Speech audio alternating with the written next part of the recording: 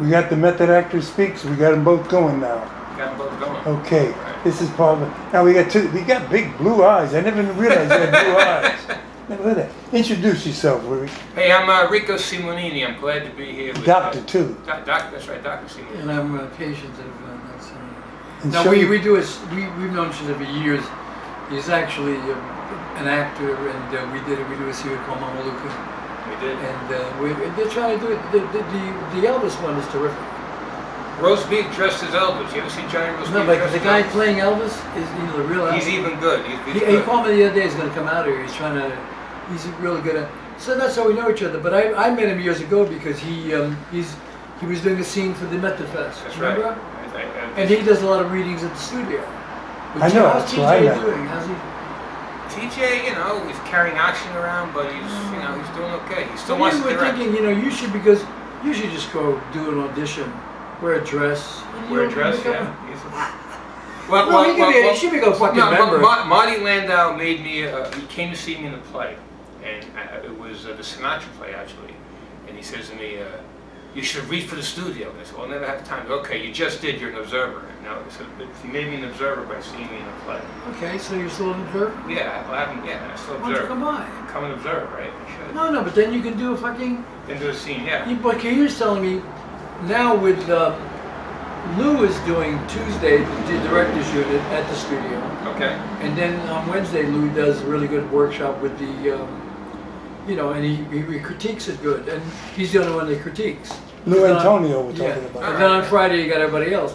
But the thing is, what the hell, you should come there, but you should be. In the director's unit, you can get in You could with do your he's play. done something. Oh, well, that's how I did Frank and Neighbor from the director's unit. With Will. Well, they have it on developed there with Will. Tuesdays. Joe and Marilyn was developed there. So a lot of I've read a lot of plays for the directors. Yeah, well they've tightened it up and it's better. Okay, it did. Okay, good. It's better. But you It should is drop tightened by up. it. But he should be a member. He should be a member, yeah.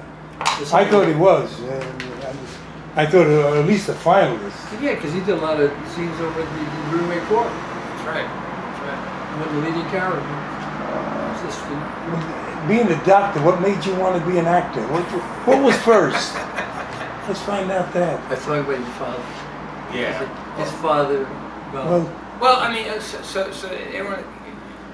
Well, the first story I always tell people: you come from my neighborhood in Brooklyn, you have to be an actor because all the characters around you can't help but have more rub off on you. And I always tell people the first acting job I did, the first convincing performance I ever did, was when my father owed a bunch of money on the street. He was hiding upstairs, in the living room. And the guys knocked on the door. He had the shades drawn. He goes, "Go down and tell him you haven't seen me." So I go down there, break out in tears. It's $50. Go give it to your mother. When you see your father, come call us. So that was my first acting gig. I was 5 years old. I was very, very convincing. But so I was the kid who was the science nerd in school. I loved sciences, but I also loved film. So because my dad was a colorful guy, hung out with all kinds of characters and gambled and whatever till wee hours of the morning. Sometimes the next morning, I sat next to my mother and watched old films. So we watched all the old black and whites. So that was the first time I really got pulled in to movies and films, and that was like my escape. We were in Brooklyn waiting for my dad to come home, and suddenly I'm watching Clark Gable, Gary Cooper, Karen Power, Betty Davis, and that whole world was like something that always kind of drew me. But I was also a short, fat kid with glasses that read a lot. So it's not really the kind of guy that becomes a movie star. So I kind of was vicariously loving movies and theater while I was being a science nerd. And this kind of went, along the way. And then when I went to high school, it was funny, the Jesuit high school in Manhattan, Xavier High School. And the priest all said to me, what do you want to do when you grow up? So I'll be a doctor, but every physician needs to be well-rounded. So Anton Chekhov was a doctor, he was a playwright and an actor, and Somerset Maugham, and Arthur Conan Doyle. So you should also explore the arts, because every good physician knows the arts. So suddenly I'm reading Shakespeare, Ibsen, and plays, and that became my imagination, my world outside of the sciences, and I like to write and tell stories. So that's kind of like how it got started. And then I come out to LA, flash ahead, one of my first patients, I'm examining him, and he says to me, "They were doing the acting. Does high school plays count?" And I go, "Well, anything. Here, read this." He takes out a script and had me read something, and it was a reading for backers, and Tony Danza dropped out, as I remember. So you got to read Tony Danza's part. I go, "You're kidding me? It's Tony Danza." We go, "It's for backers. You just got to get the flavor." So you got Brooklyn things to come in and read. So I read this thing, and it would people laugh. It was a comedy. It was about a Italian guy in a meat truck who breaks down in the desert, and along comes this vegan who breaks down as well. All I got in my truck is like sausages and prosciutto, and she's starving, and there's nothing I can feed her, and we get into this whole thing. She first hates what I do, when I have animals hanging in my truck. And eventually we connect. It was a romance in the middle of the desert with prosciutto and mozzarella. But anyway, so from there, I can't make this up. From there, people came up to me and goes, "Wow, yeah, I want you to read this." So people started like pulling me in, and some of my other patients actually cast me in plays, and I started doing theater. One of my other patients pulled me into taking lessons. Joanne Barron. Yes, 34 years married. 35. I saw 34 years married, exactly. So then I started meeting people who became patients, like Ron, who were, they were in the acting studio, and suddenly my world became surrounded by actors who became patients, who became mentors, who kind of pulled me into projects, and it flourished. And then, as he knows, I'm not a short, fat kid with glasses anymore. So that kind of helped out, I think. So that's kind of how it's gone. And only in LA. He's a good actor. I mean, the thing is, he got a great day job. He's actually, because I was sharing with him before, he's an incredible cardiologist. I mean, he's incredible. I was telling him when they found lymph nodes here. I mean, they do a test beyond. It's the best test I've ever seen. Well, he's friends with my doc, Dr. Frisch, who I was telling him Al Capone paid for his father, Dr. Frisch's father, to go to dental school. That's amazing. And he's a jazz pianist. There's a lot of wise guy medical connections that people don't realize. I mean, exactly. So, I think Bugsy Siegel had a nephew who was a big time doctor in Beverly Hills. So that would be a series. We should do a series on that. Series on that. That should be. Speaking of series, aren't you up for? Did I read something about Trauma Doctor or something? A series that they want you for? Playing you? Did I hear? This is news to me. Wait. Okay, then I didn't hear it. No, but I was going to say that the Jules Stein Institute, UCLA Eye Institute, Jules Stein was actually a doctor who hung out with mob guys, jazz players, and founded MCA. Yes. So and a lot of Chicago mob guys were his buddies and helped him form MCA, and then he was this very well-known ophthalmologist. So there's always connection between medicine and art, and I guess I got the mob thing too with my dad, his friends, and I tell you something. So my dad's gone 5 years now. Mike DeWade was his name. And funny, he make you laugh, great sense of humor. Mostly general gamblers were like that. And would flirt. Fun guys. Flirt That's how they survived. That's right. He flirted with everybody. I was telling you, he survived the Andrea Doria. He did. That's right. He was a waiter on the Andrea Doria. So when it sank, he survived. And I guess that gave him license. And if he survived something like that, then I was in New York. Then he stayed illegally. Back then, New York was like a wide town. You pay a few guys off, you had to fix in. Yeah. He did whatever he wanted to do. Rolled with a lot of guys. He knew Frank Sinatra. Matter of fact, I met Frank Sinatra when I was 6 years old. My dad went to. That's great. Then that's like the genesis of the whole thing. I went to the Westchester premiere theater with my father to see the show. I went to see Frank. Yeah, to see Frank. He took me backstage. Every wise guy was there because Joe Colombo was selling the tickets for the Italian American Week. There you go. I was there. Connection. Frank was supposed to do that show for the Italian American. Exactly. I was there at that show, yeah. And they took pictures of Carlo Gambino and all that. Correct. So my father went to Gambino's daughter's wedding. It was like 79, 78. There you go. I was a kid. I just got out. I was only out a year. And you went. I remember. I think Connie Francis sang at Gambino's daughter's wedding. Yeah. My father ran with all those guys. In fact, he was saying, later on when I was in college and messed with him, you should marry he wanted me to marry one. But I remember meeting Frank. I went backstage, And you know, Frank sees me, hey Mike, what's going on? I go, here's my kid. Hey kid. He said, father goes, Rico, tell Frank what you want to be when you grow up. I go, I want to be a doctor. He goes, kid, that's good. Whatever you do, don't turn out like your old man. And he puts a C note in my pocket. So that was my meeting with Frank. That's a great story. And the funny thing is, years later, I meet John Gotti with my father. So at this point, I'm in med school, and my father's bragging all his buddies. Oh, my kids are going to be a doctor in medical school. So one time, my father said was a waiter in Liberty, the Grotto, the Giant Venus joint. And so I used to go visit him, you know. And I was at Bellevue Hospital, and I walked downtown to go visit. And one time I walked in the joint, and he's working, was very busy. I goes, hey, come here, we gotta go see somebody. What? Somebody sent for you. I go, somebody sent for me. Who sent for me? He goes, where'd you go to school to become stupid? Who could send for you in this neighborhood? Who's your head? So walking to the Raven, and there's Gotti, there's the Bull, there's the whole crew there, Angelo Giro, sitting there. He goes, it's the guy. And he goes, come on, sit down.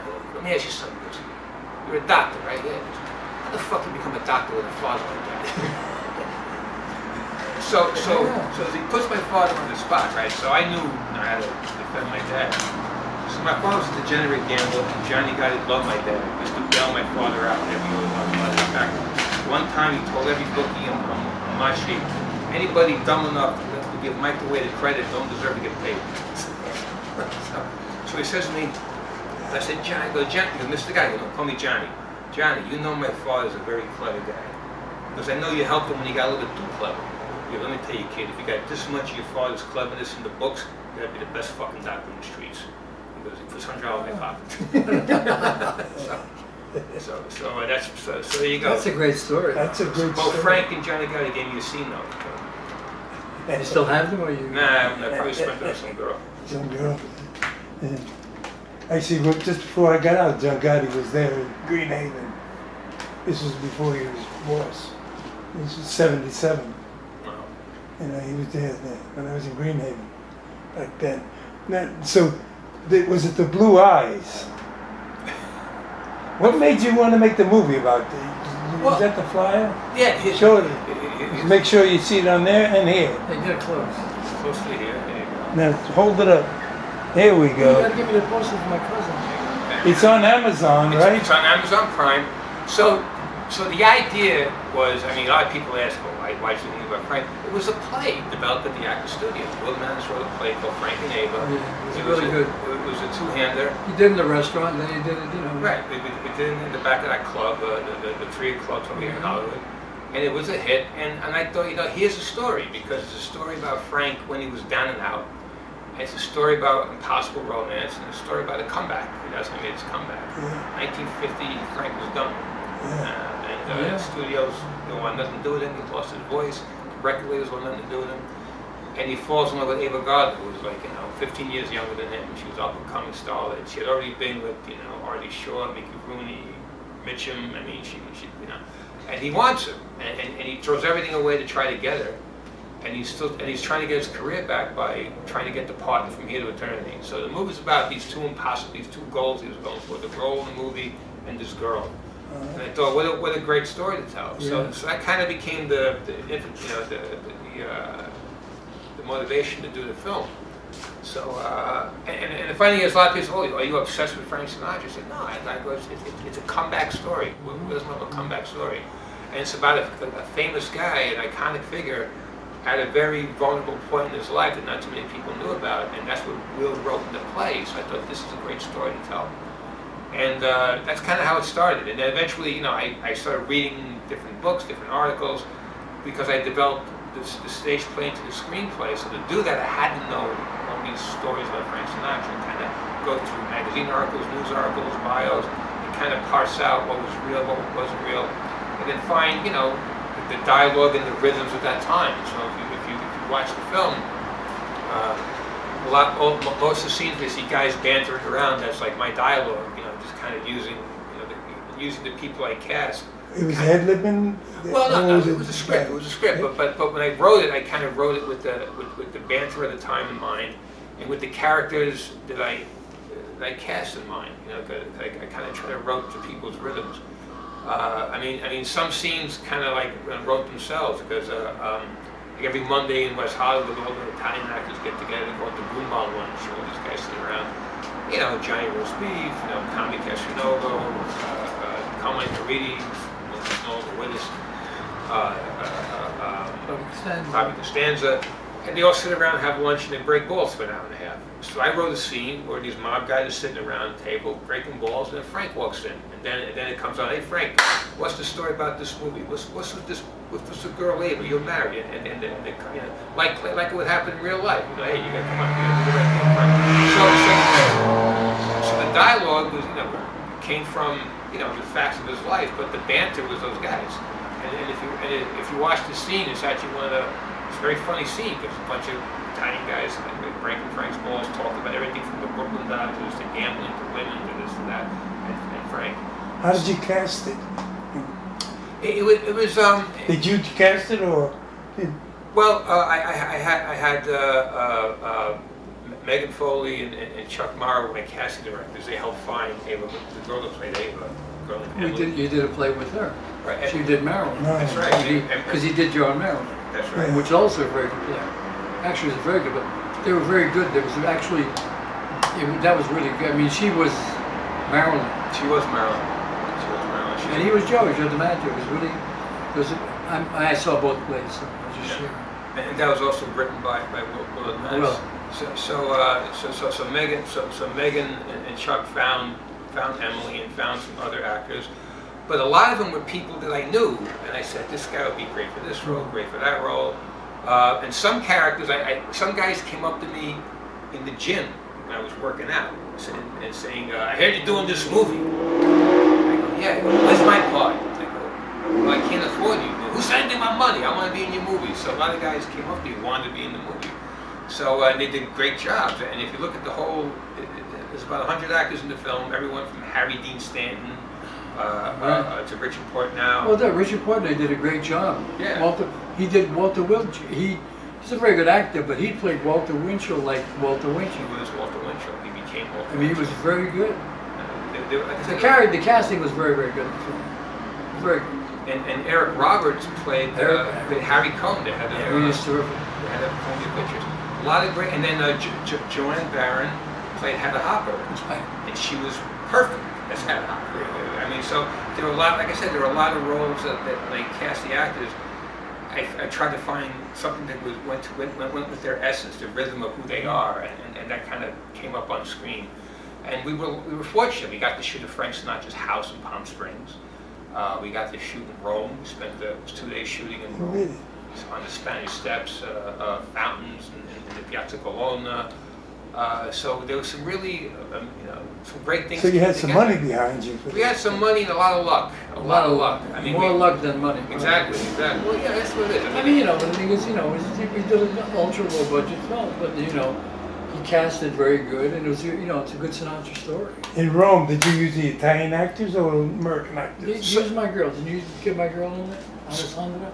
So we had in Rome we had Antonella was there, right? Yeah.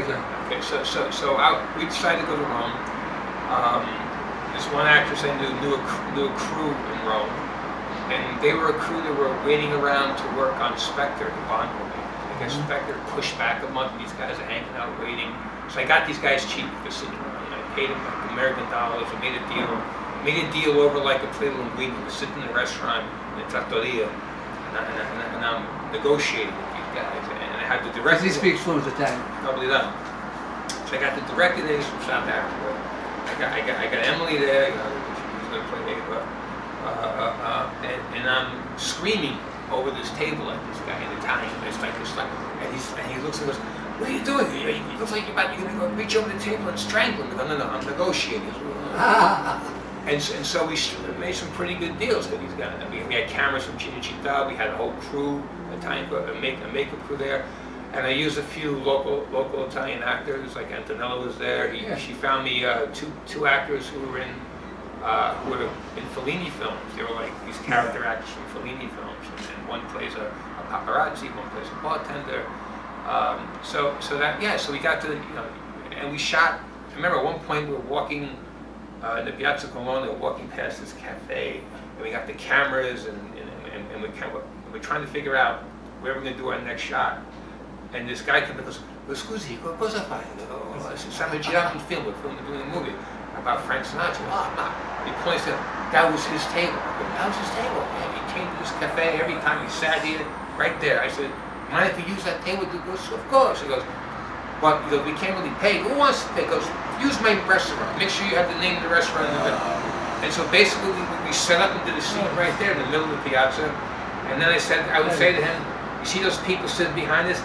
They don't look 1950, so can you like, and so he basically pushed out his customers, and we picked people who were dressed appropriately, and we put it in, and we shot the scene.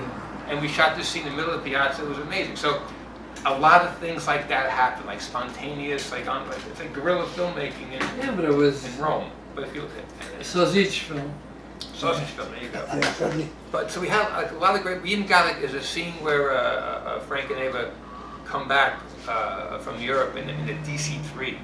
I mean, imagine trying to find an airplane to shoot in with the budget.